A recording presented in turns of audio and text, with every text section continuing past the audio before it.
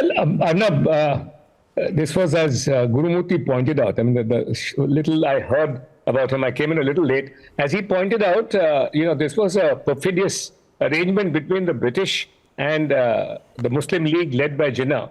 It was really Jinnah's idea. And the reason for this very special Sharia version was basically to enforce Sharia on the Muslim masses, right?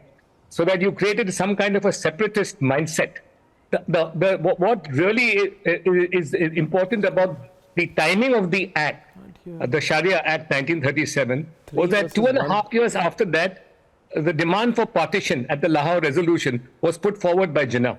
So it was the seeds planted for the two-nation theory. And that is why it is so necessary. I mean, if you look at the Constituent Assembly debates, Dr. Ambedkar, Alari Krishnaswamy Iyer, and K.M. Munshi, they are emphatic that there is a crying need to weld India into a nation by a uniform civil code. Because if you have two separate laws, you are making two religions who were originally brothers, you are making them two separate nations. And as I said, that was the seed, that was the legal thesis for the two-nation theory. The enactment of the Sharia Act became the foundation, the legal foundation of the two-nation theory. If we, 75 years later, and contrary to the explicit wishes of the Constituent Assembly giants, we still continue to have two separate laws. Now, it is absurd because by strict Quranic injunction, punishments in criminal law should be an eye for an eye and a tooth for a tooth. So, if you steal, your hands are cut off, or you're stoned. For blasphemy, there is, even more severe physical punishments. Now, if you can do this, if the rationale behind doing away those extreme forms of punishment, which by strict Quranic injunction of the old days, right? Why was that temperated? Why was that tempered?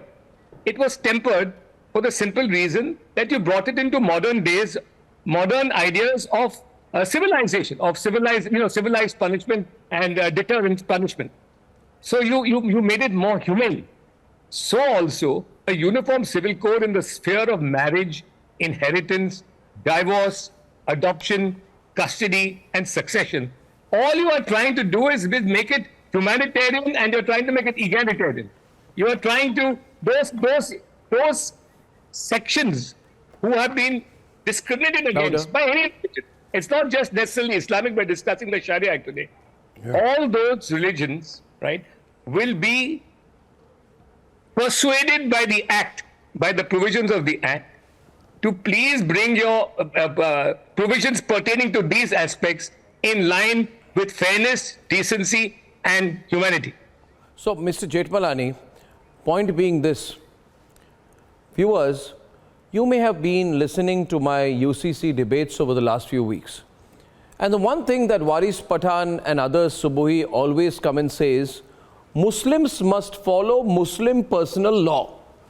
And then they say that if Muslims are not allowed to live by Muslim law, then there is no freedom in this country.